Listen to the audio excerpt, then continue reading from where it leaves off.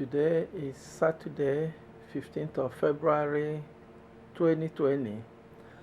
This is a view from Bruyere Hospital looking towards Gatineau.